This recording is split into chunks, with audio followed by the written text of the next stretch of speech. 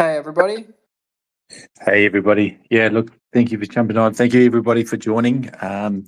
We will be starting really soon with this exciting spaces on the Hashlock audit report on the LayerOneX protocol. And we'll be joined today by Hashlock and, of course, our LayerOneX founder, Kevin Coutinho. So I'll just maybe do a mic test while everyone's coming in. I think, Hashlock, can you just test your mic again? Yep, can you guys hear me? Yes, we can. And Kevin, I'll just test yours. Yeah, hey, good morning, good afternoon, good evening, everyone. Excellent. Thanks, guys. Looks like we're ready to go from the speaker's perspective, and we'll just maybe give it a few more, maybe one more minute just for everyone to jump in while I can see people jumping into this now.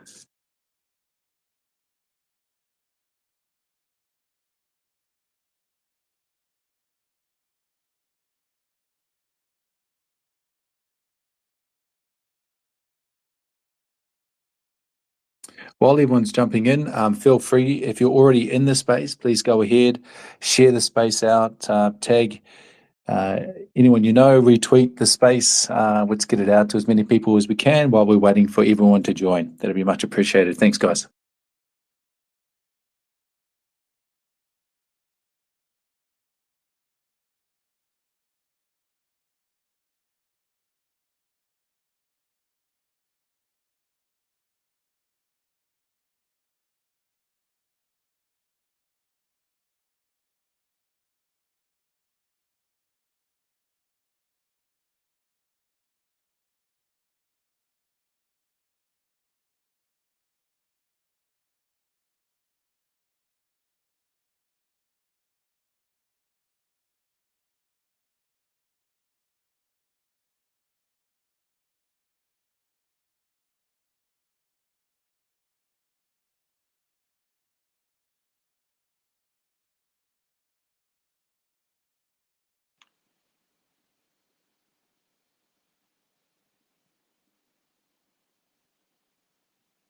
Okay, a few more seconds and then we'll kick off.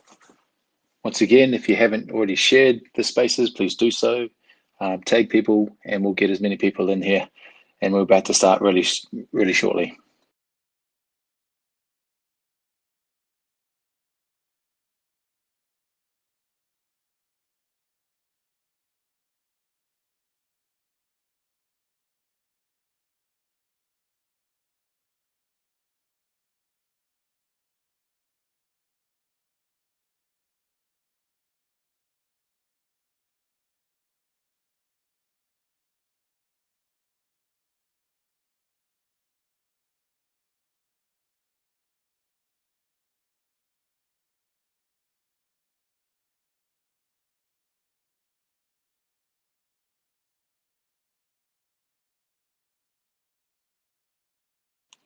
Okay. Thank you for everyone today for joining. I think this is a pretty exciting spaces from the protocol perspective. Today we have the pleasure of being joined by Hashlock, our audit partner. Just to give you a little bit of a background on Hashlock. Hashlock, basically, they've got a leadership role in the Blockchain Australia Security Committee. They play a key role in FinTech Australia. They've been recognised as the top five smart contract auditors by CoinMarketCap. Partnerships with RMIT University and the New South Wales Government. They're active in shaping regulations with CASPERS and token mapping. They're trusted auditing partner of the Australian Crypto Convention. And they're consistently listed among the top auditors alongside giants like QuillStamp, Certic, and Hacken. So we have the pleasure of having them today. And of course, we also have the pleasure of having LayerOneX founder, Kevin Coutinho.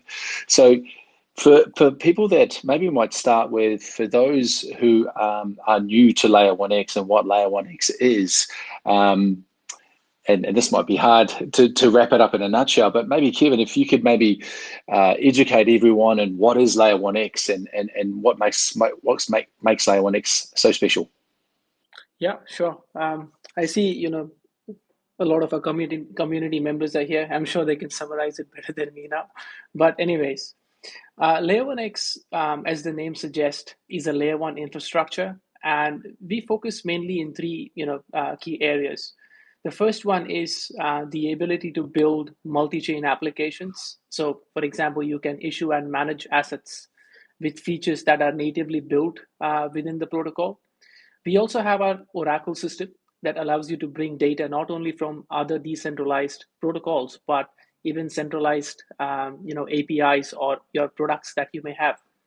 And one of the most interesting thing is we focus on a feature shard strategy. That is, our nodes architecture, are split up in between 4 different types, and we have our own native L1X VM, but we also support EVM developers or Solidity developers, and it's a dual compilation VM that we have built at L1X. And yeah, that's a little bit about us. Excellent. Thank you, Kevin. And thank you, thank you for everyone for joining. I can see some familiar faces in there. Now, Hashlock, I'd loved a bit of an introduction about you guys, your experience in blockchain security and auditing. Welcome. Maybe a bit about yourself and a bit about Hashlock would be great. Awesome. And first of all, thank you so much to LayerOneX for collaborating with us on this space, and thank you, Kevin, for jumping on to share the stage with me. I really appreciate it. And it's awesome to get to work with you, and it's definitely a privilege. Same here.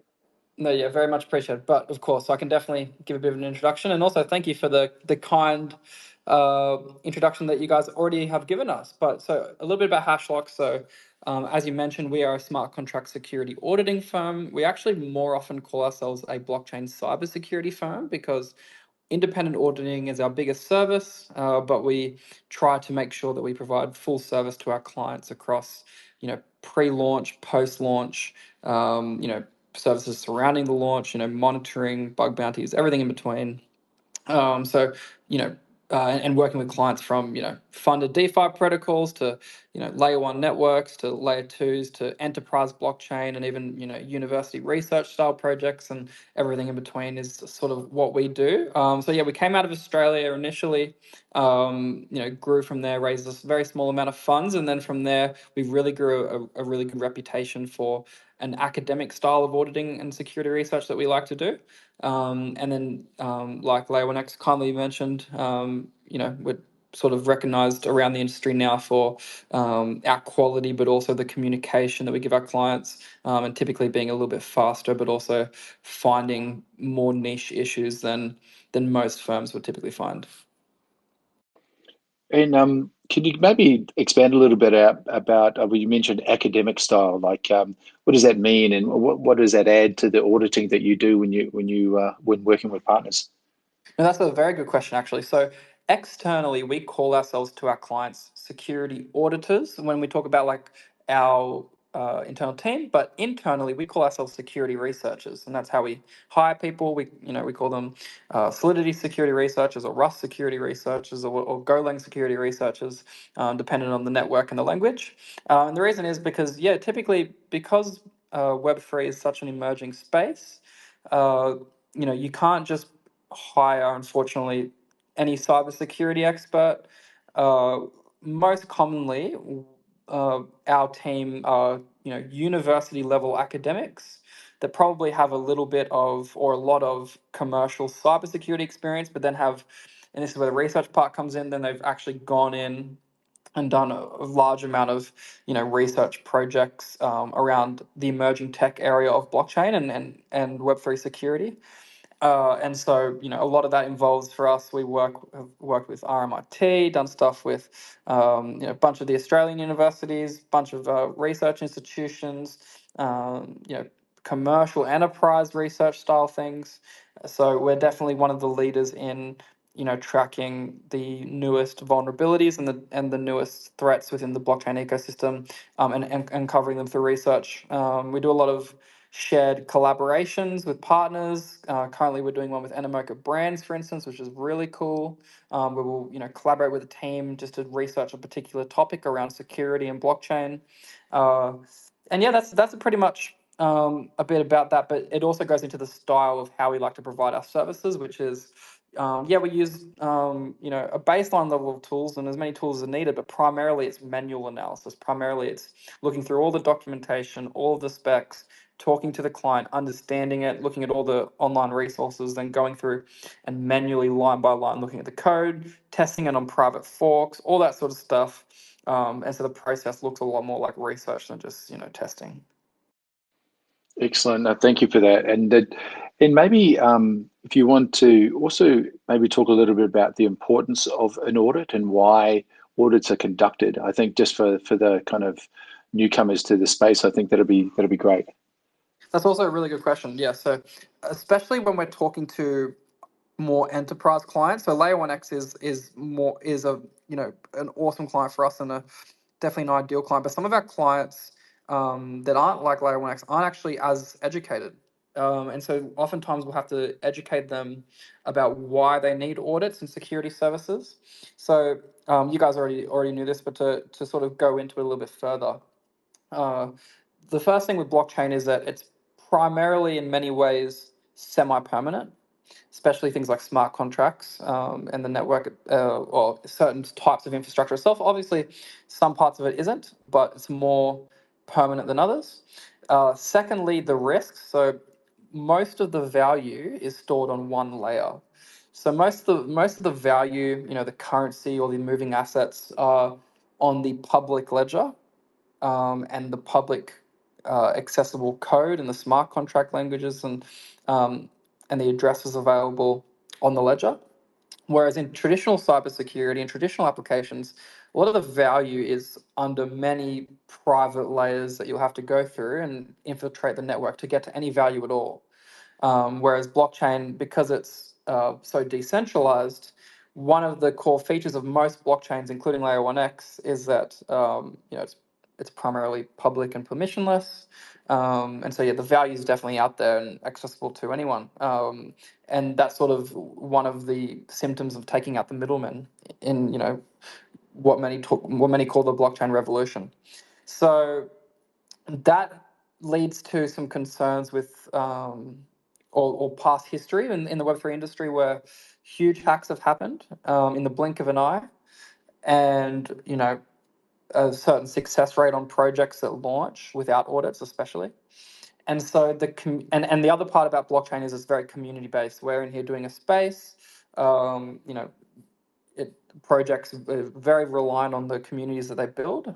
It's one of the most important aspects of the blockchain ecosystem is community. And so because of that, the community, especially deep in the Twitter rabbit hole, expects that projects get an audit on all of their infrastructure, from any smart contracts that are launched publicly and used to the core infrastructure, to even eventually sometimes even as far as front ends and things like that.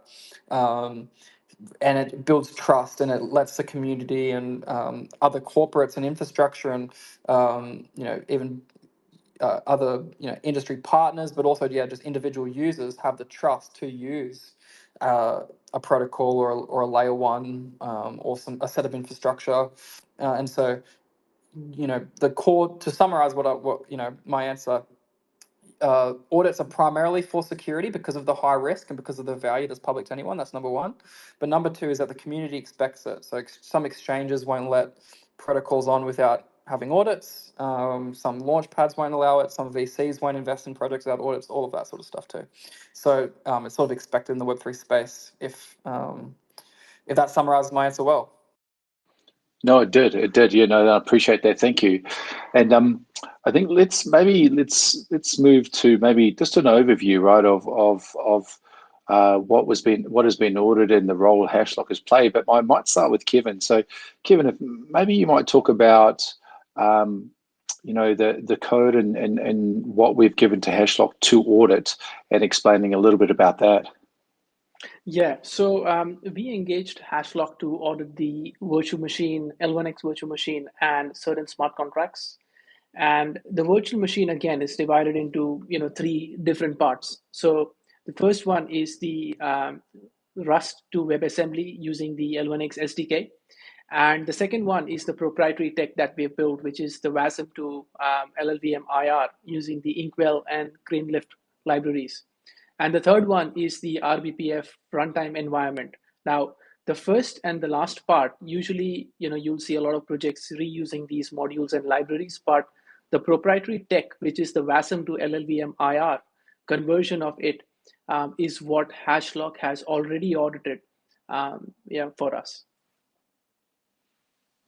Excellent, excellent. And then maybe, and I know maybe you've touched on it before, Hashlock, but maybe explain. So, what's your role then? What role do you take when you're auditing? Kind of, how does that process look, and how does it work before we actually go into the findings? That'd be good if you could touch on that.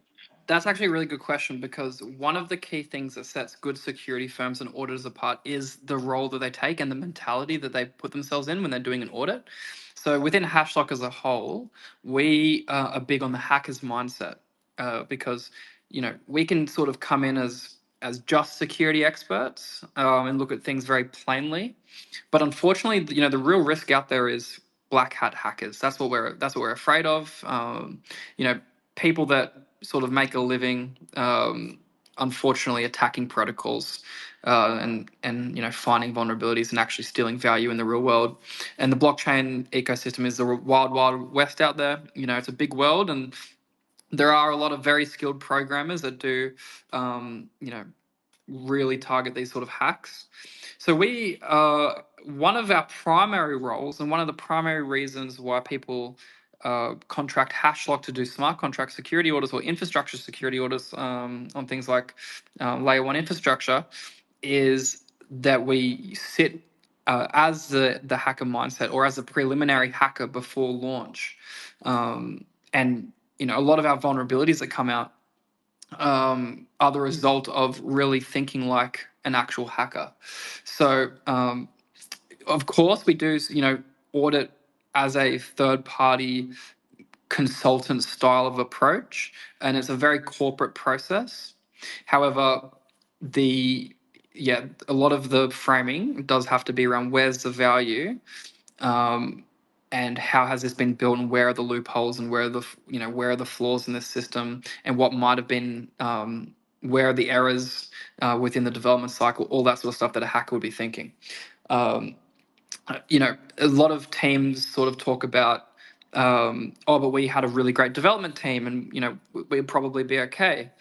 It's an interesting frame of mind, because it's like saying, getting a builder who built your house to break into a bank. That's not their job. They're builders, so they can be the best builder in the world, but the people that you pay to test security should be people that's their specialty. So all of our team, they're not just blockchain developers. Yeah, they're blockchain security researchers who they specialize in security research. To touch maybe a little bit on the process, because you mentioned the process as well, and which is another really important part.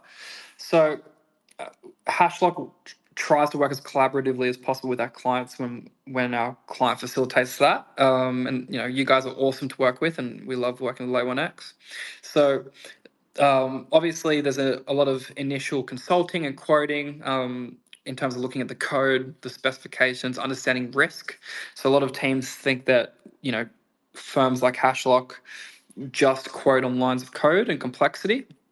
So it's not the only things that we quote on. So yes, we quote on how much code there is and how much complexity.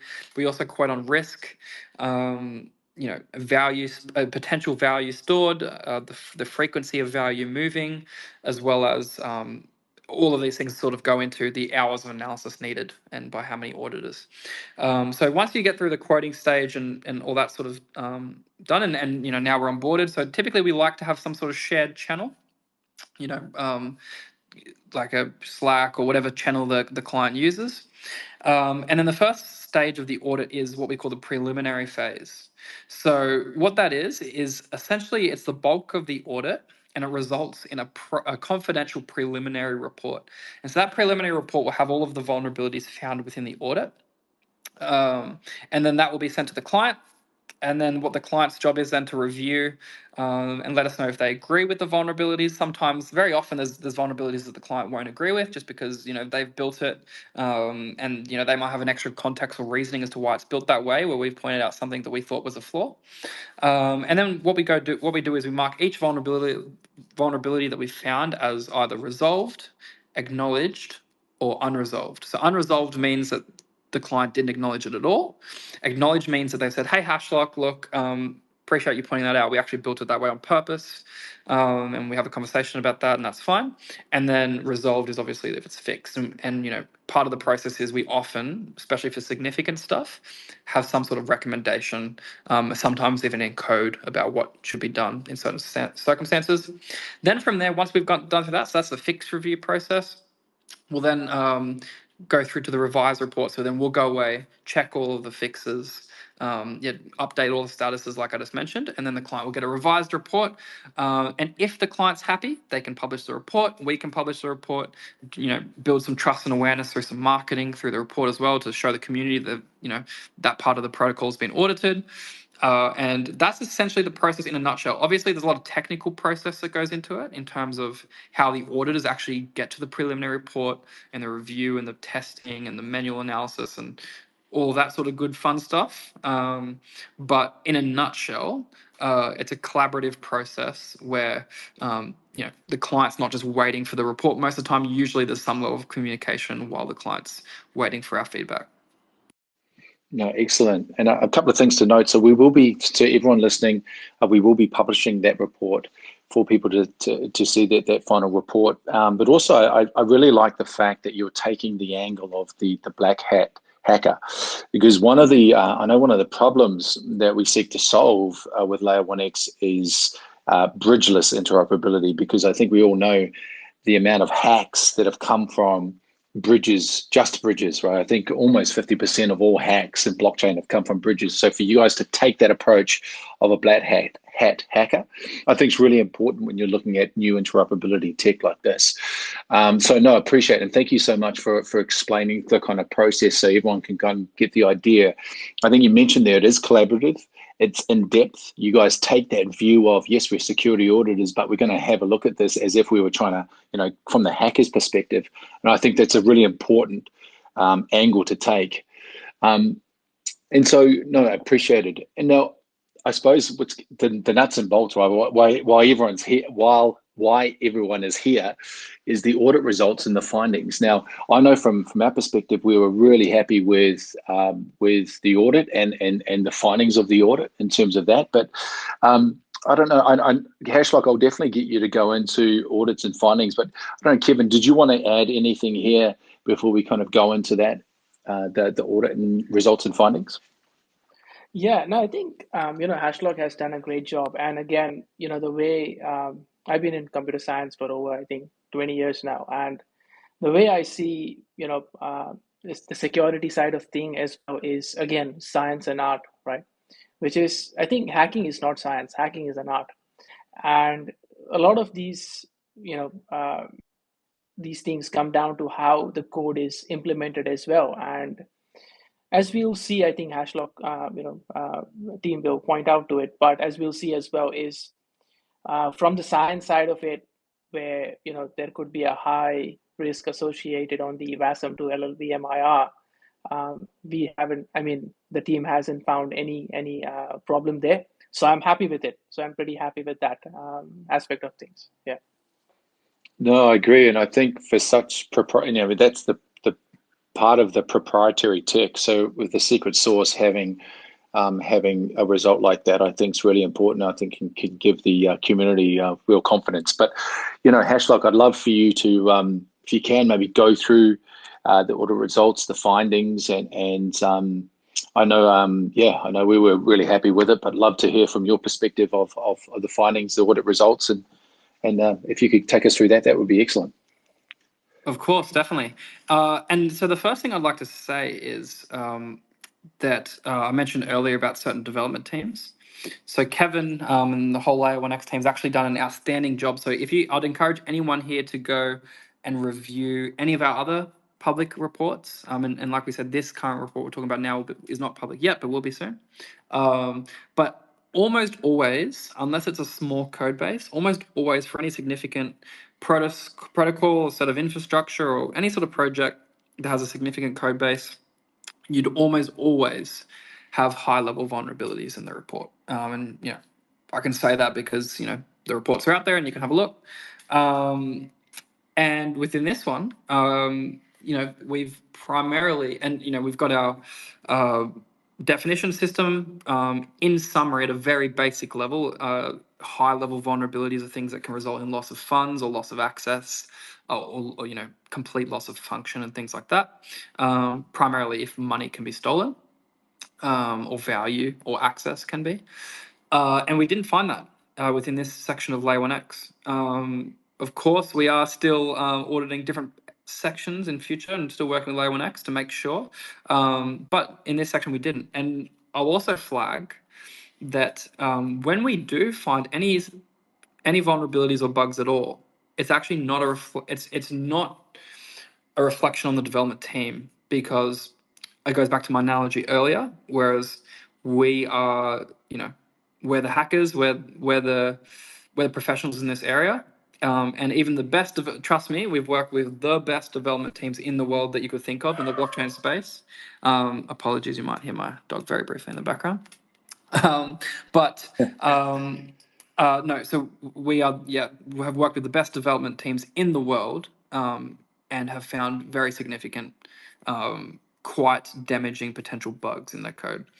In this section of LayerOneX, it is a testament on the positive end, though, to Kevin and the team. So you guys will get to review in more detail the different vulnerabilities that we found. But top level, so we found 2 medium vulnerabilities. And both of those were discussed with the team, and there was actually already both of those vulnerabilities were thought of by the team, and had a reason for being there straight away. So it's one of those circumstances where we'll come in and we'll flag what we think might have been a potential issue. And the LayerOneX team stuck their hand up and said, "Hey, Hashlock, here's why we've done that. Here's why we put that there," and then we've understood that. So, and we try to have that as a bit of difference, because some firms, when they audit code, they will sort of put their foot down and say, "No, this you have to fix this to reach the secure rating." Whereas no, within Hashlock, we believe that the developers will usually have more context than us, even after the engagement, around certain areas. Of course, especially around security, we'd like to think that we have the full context, but there's always, we didn't build it, and we're humble around that area. And so Hashlock itself, we use a pretty simple rating system. So there, at a very top level, at the start of the report, there's a rating system that's qualified as not secure, vulnerable, secure, or hash locked. Essentially, you don't want to be not secure or vulnerable. Currently, this report's in secure, but the LayerOneX teams very easily can reach hash locked as we continue to work together. And the difference between secure and hash locked is actually not code security; it's about ongoing security measures, which LayerOneX is doing. So I'm sure that they'll reach that. And like I mentioned, 2 medium severity vulnerabilities in this part of the report, and then 9 low. And so the lows are actually somewhat important a lot of the time. Sometimes they're skipped over because they're considered low. But these are things that, as a whole, in the aggregate, do make a large impact on the protocol, because oftentimes they're about efficiency or longevity of the code, or best practices. When other technical people will review the code, if they see best practices, clarity in the code, small minor areas of improvement, things like that. So in the aggregate, when a lot of those, so in this report, like I said, we found 9.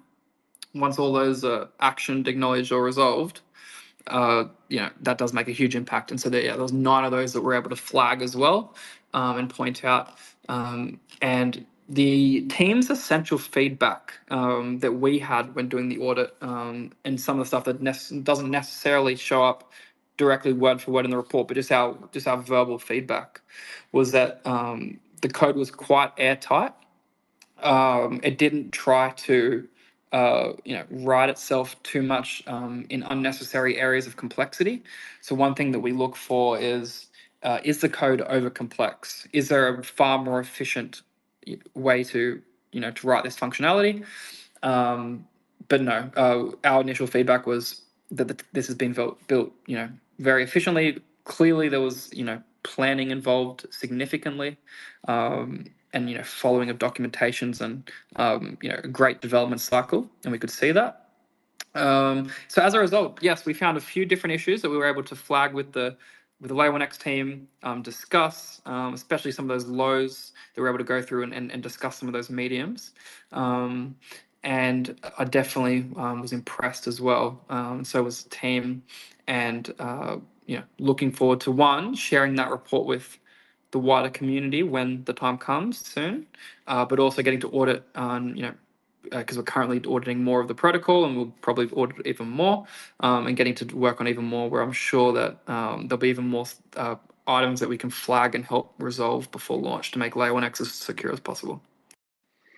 I think that's a huge win for the community, for the protocol, and a testament to Kevin and the dev team, where you mentioned right at the start there, it's almost always finding a high level.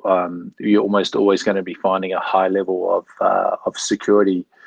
I forget the wording you said, but that high level vulnerability, and for that not to be found within the proprietary part section that you guys have audited of L1X, I think that's excellent. I think that's something that the community can be proud of, and I also think that's something that Kevin will never say this, but I'm thinking it's something that Kevin and the dev team can be extremely proud of as well.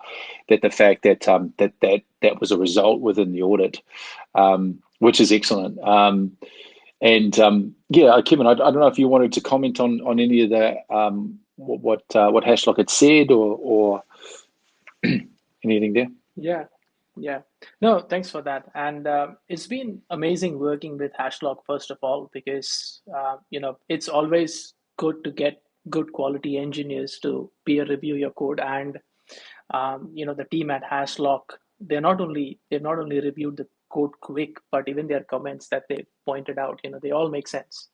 But yeah, again, the code is only airtight because I sat in an airtight room for having sleepless nights, but that being said, and correct me if I'm wrong, the Hashlock team, but majority of these low quality or low findings and the medium findings are like the art of things, right? You can restructure the code, or certain code needs to be commented, so majority of them are there. But I think for the community, it's a big win, because the vision that we have towards the use case of the WASM to LLVM IR that transcends into edge computing, edge devices, and so many different places where this can be used. I think that's definitely a win for us. And I would like to thank the team at Hashlock to do everything so quick for us, and they haven't compromised on the quality. That's great, but they're quick, so I love working with them because of that as well. Yeah, no, it's excellent. Maybe, and I know you kind of talked about it a little bit before, but the proprietary stuff, the what you talked about, the WASM to LLVR, I believe you said, that's quite unique, right? Has that been done before, Kevin, or is it how unique is that in the space? Yeah, so basically what we intended to do, was usually if you see, and I think the team at Hashlock can confirm as well, which is usually you'll see a lot of these people tweaking around the compilation or the runtime, adjusting the opcodes and the runtime optimizations. But integrating or building, a semi-compiler, you may call it, or a translator, where you take your WebAssembly code and convert it into LLVM IR has not been done before. And the importance of something like this is because we don't know what will be the destination execution environments of various devices in the future, which is a lot of the times you see that the computing has been transferred to centralized devices. Now what's happening is we are taking the computing and trying to transfer it along to decentralized infrastructures. But because of the way Moore's law as well, right, the power of the CPU is going to compound, and the power of GPUs in devices are also going to increase. A lot of these computation can be sent back to the devices. Now, if you go and deploy multiple type of contracts in such places, you don't need to do that. You can have your same contract in WebAssembly format, which you can even execute on browser-based engines. But at the same time, you can choose your destination architecture by using LLVM IR and compile it back into eBPF or compile it back into any other, or even low-level machine code if you wanted to. So those things provide a way to make it future agnostic for computation for us as well. And yeah, it has not been done before, and we take pride in building this. Yeah, no, that's excellent. I think I think the fact that Hashlock, quality security audit, but also black hat hacker view takers can audit something that is that proprietary and that unique, and for it to come out with zero high vulnerability issues, I think is fantastic. I also think I'm interested in, and this is probably a question out of the blue, but for you, Hashlock, how do you see the importance of interoperability between blockchains? The need for blockchains to speak to each other, share resources, share communication. What's your view on interoperability and potentially the role it can play within blockchain? I actually really like that question as well, because we at Hashlock as a whole have a certain philosophy. And to summarize it, one of the biggest issues with the blockchain industry is that people build in silos. So what that means is typically the path for a protocol is that they'll raise funds, and they'll have a pitch deck, and they'll try to solve a certain issue, and the issue that they'll try to solve, a certain problem within the ecosystem or efficiency or something like that, and then they'll build in a silo, meaning that they'll solve their one issue or a few issues, and they'll build vertically, and then they'll try to build things on themselves, and that's sort of the general business path for most traditional, and I say traditional, most recent protocols or funded blockchain startups within the last bull run and this bull run, or less so this bull run, but more so the last few bull runs. It creates a massive problem. The first massive problem is the business longevity and the success of protocols, even if they're decentralized, and things like even basic revenue and things like that. And also, like I said earlier, we work with a lot of corporate blockchain applications, which tend to have a similar problem. And so the biggest answer is interoperability. It's that all of these great innovations are happening, but how do they benefit each other? Why do I need to set up multiple instances of on different protocols and different infrastructure providers when there should be just, it's like the analogy I would use is logging onto my iPhone. I don't really have to do much to jump between my different apps. They're just there, and the iPhone takes me between them. And it's really efficient. I don't have to have a separate device. I don't put in my password every time I switch apps. I don't want to make too basic of an analogy, but I think it's a huge problem, specifically just for the business case of blockchain applications, that doesn't work together. Now, there is risk. So interoperability is a huge risk in terms of the industry. A lot of interoperability solutions are highly complex, and very research based, and on the bleeding edge of technology. The first sort of go-to solution was bridges, and as you said, LayerOneX has a certain stance around trying to avoid those pitfalls. But there's a lot of risk in interoperability. So things like LayerOneX that can try to take that interoperability that helps all the businesses in the blockchain ecosystem, but then also try to minimize risk whilst keeping efficiency. That's a very hefty goal. But by achieving that, then LayerOneX has a really amazing proposition. And so when we had the initial stages of getting to work with LayerOneX, we were very excited, just from the initial top level research we did about LayerOneX and the goals. Our auditors themselves prefer to work on exciting infrastructure projects like LayerOneX rather than some of the more silo projects that I suggested. No, I'm I'm not going to ask you for any financial advice because this is not financially speaking, right? But let's take that out of the picture. But what is the potential for a layer one blockchain in terms of the impact it can have on blockchain itself if it is able to solve the interoperability issue and do that in a secure way? In your perspective, Hashlock, what do you think the potential for a blockchain like that is? Without sounding too basic, I think the potential is endless because what you're doing is you're selling shovels in a gold rush, meaning a lot of those startups that I talked about will go to try to, they'll go for gold and they'll try to hit a lucky shot on a protocol that's going to be used by everyone. What LayerOneX does is it actually benefits other protocols and other sets of infrastructure and the ecosystem as a whole. So once LayerOneX's goals are achieved, even all the other protocols, the Hashlock audits, can potentially work within the LayerOneX ecosystem, and it can potentially, just basically from a business case, but also a technical case, be the best option. So the things that we want to help LayerOneX do is, achieve longevity with that goal, technical longevity especially, but also, of course, security when achieving that. But it's exciting for us because a lot of projects that are in the space today are in it to try to make quick money, or they're just creating yield out of transaction volume, whereas LayerOneX is, like I said, benefiting other areas of the industry, and will be rewarded for the impact that it has on the ecosystem. So that's probably my top level analysis for you.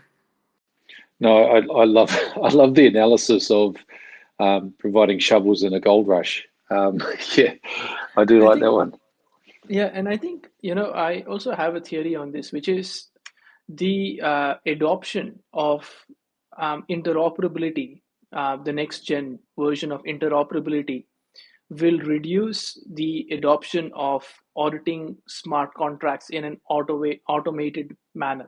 Because the more you rely on traditional technology, the more automated those kind of security measures can get. But in terms of interoperability with Xstock or LayerOneX, one of the benefits I see is the use of fewer smart contracts. And if you do have fewer smart contracts involved in your application, the probability of finding loopholes also reduces, because that's where I see the number of contracts you need in a bridge as well. So there is a direct correlation in terms of bridges versus Xstock, even if you just look at the number of contracts involved in it, and the security measures you may have to take for that. So like when you're auditing the infrastructure and the applications being built on the infrastructure that support interoperability natively have a higher probability of being secure. Please correct me if I'm wrong. Sorry, just to jump in there, I just wanted to say I definitely agree with that whole sentiment. So I just wanted to second that for sure. No, I appreciate it, and I think it's a really important, interesting insight, because if there can be an ecosystem or applications that can go cross chain but interact with less smart contracts, as you say, it's taking away risk from that interaction, from the ability for those protocols to expand as well, which I think is really interesting. Look, I appreciate your time and coming on the AMA Hashlock. I might just tap into maybe some of the questions. I'll just have a look at some of the questions from the community, if that's okay, and we can go through and maybe answer some of those. Okay, so first one here from Albita. Hello, Albita. Long-term community member. Great to see you here. Will we have more audits in the future, or is this one enough? Kevin, it's probably a question for you. Yeah. So we are auditing the the other parts of the VM and the smart contracts as of right now, but we still have the consensus mechanism to go. So definitely there will be more audits in the future. Excellent, thank you. And I think we've talked about the publication of the report, and that report will be published shortly. That'll be by both Hashlock and us as well. And I think we've also covered one of the questions here, some of the suggestions and improvements, and that'll also be outlined in detail on the report as well. But as we talked about, there was 2 medium, 9 low. And then I suppose here's one from AAN. Thank you again. Good to see you, another community member here. But this one's for Hashlock. What was the, if you can answer this one, what was the most impressive feature or find about LayerOneX during the audit? To speak plainly, the airtight nature of the code. Just because when I'm looking at this before we were auditing LayerOneX, I would have bet the house that we're going to find, especially with the with the talk about interoperability and efficiency, those two things paired together, especially. I'm pretty sure we're going to find some very significant vulnerabilities. Look, and when we're continuing to work with LayerOneX on security, and sure we'll more than likely find some high-level vulnerabilities in there. And like I said, it's not anything to do with the developers. It's just what we do, and we help solve them and help prevent them. But in this initial audit, that's what surprised me, that this specific part of LayerOneX's solution was so airtight and efficient, and it didn't have a lot of what I would call code fluff. So when we were auditing it, we gave it, we always have to give it the full due diligence and the full, set of multiple run throughs and multiple sets of analysis and multiple different layers. And I was just pretty impressed. I was also impressed with how good it is to work with LayerOneX as a team. There's when we're auditing, there's often a few things we have to ask for. Different parts of the code that we need to request and all that sort of stuff.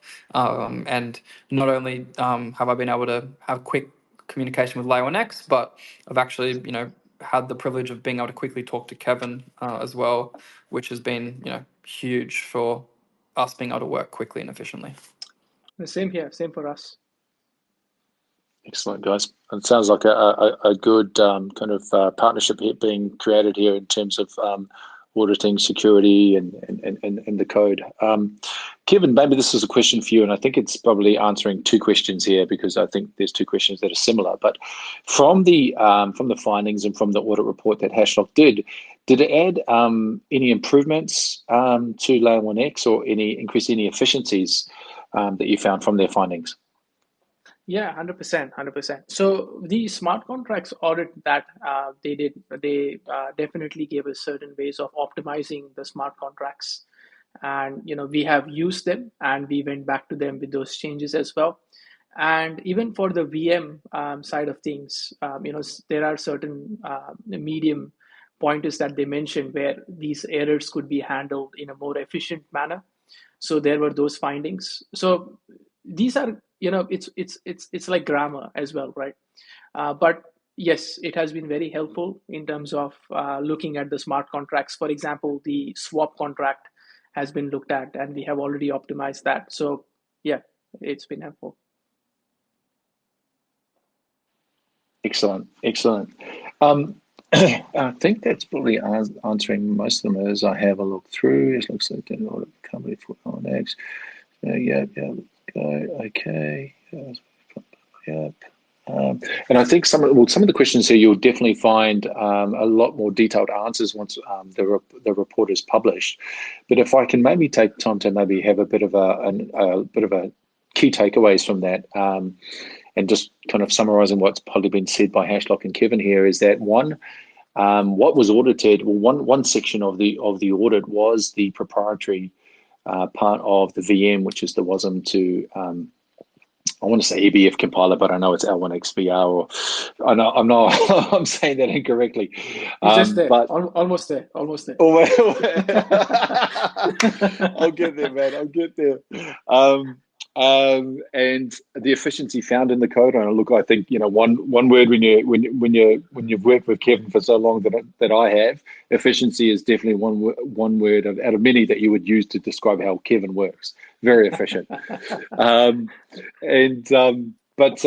And also I think the report coming back without any high level vulnerabilities when there's almost always a high level vulnerability, the value that Hashlock has added by partnering with us and doing the audits, and I can only assume the value that Hashlock will continue to add as we continue to work together and audit the protocol and the remaining smart contracts as well, and the communication between us two as well. I think I'd agree with that, Hashlock. I think the communication's been great. Communication from Hashlock's end has been excellent. We've been on calls. They've always been available.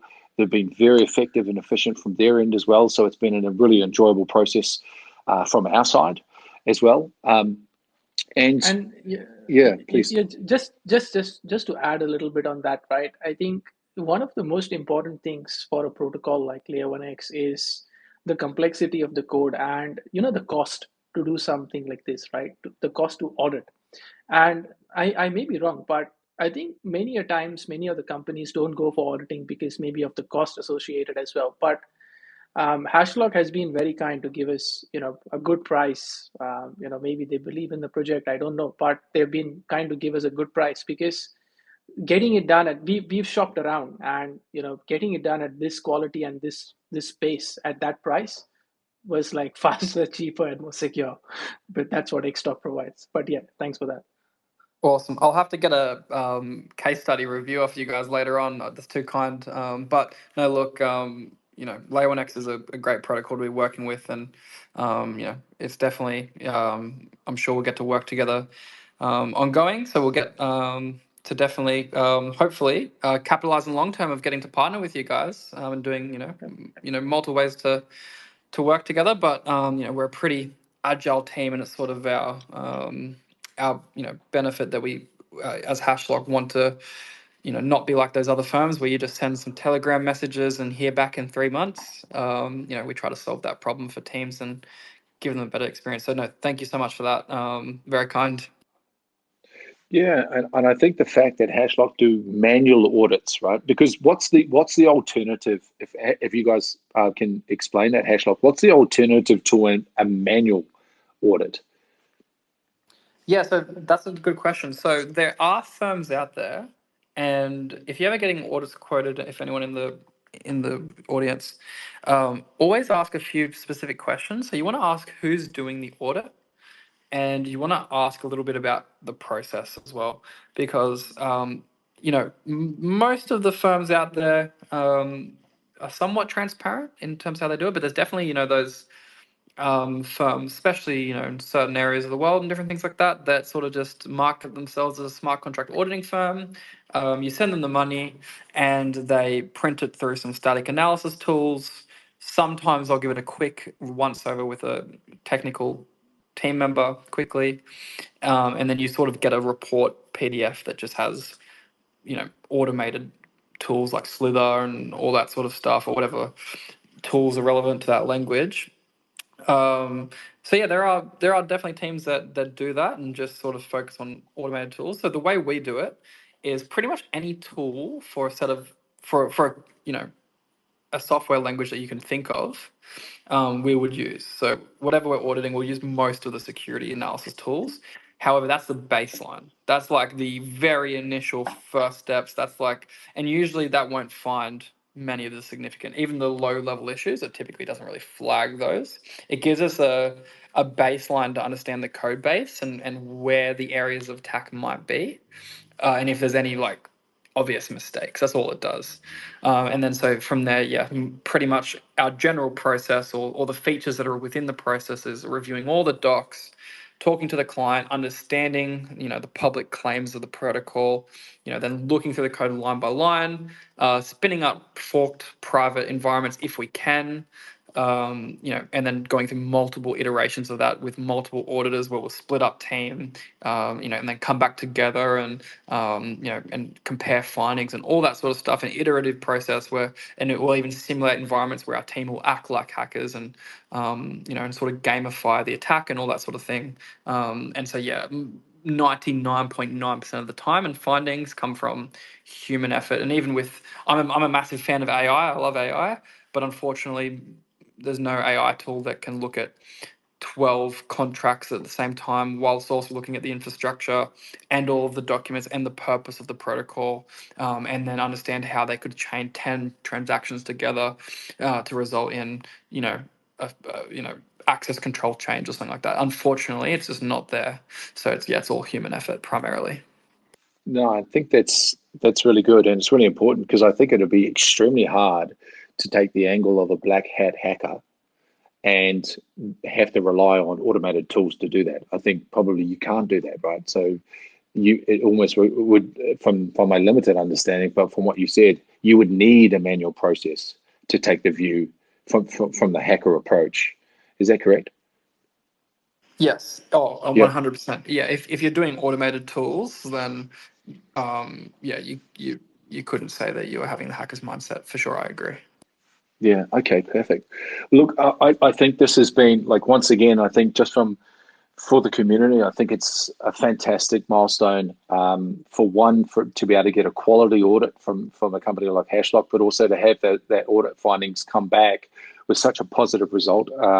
I think we look forward to continually working with Hashlock as we continue to audit out protocols, smart contracts. As Kevin said, the next thing is the consensus mechanism. But before we wrap up here, any last words? Maybe start with Hashlock. Any last words from you guys? Well, first of all, thank you to the LayerOneX team and also the community for jumping on. I really do appreciate it. Thank you for working with us. We look forward to continuing to work with you guys in the future to help secure not only LayerOneX, but also any protocol that, takes advantage of your interoperability. We are very appreciative. Thank you for the time, everyone. And if anyone in the audience has any questions, we're always available. Feel free to reach out to us. If you ever see anyone on the Twitter sphere or anything like that any protocol that needs security services, definitely, recommendations are always welcome. Awesome, thank you. And Kevin, any final words from yourself? No, I think all good. I mean, we've got the main, the most important thing audited in the VM. Now we'll move on to the next bits of it, awaiting the TGE. Absolutely, that's a really good point, actually. Great segue.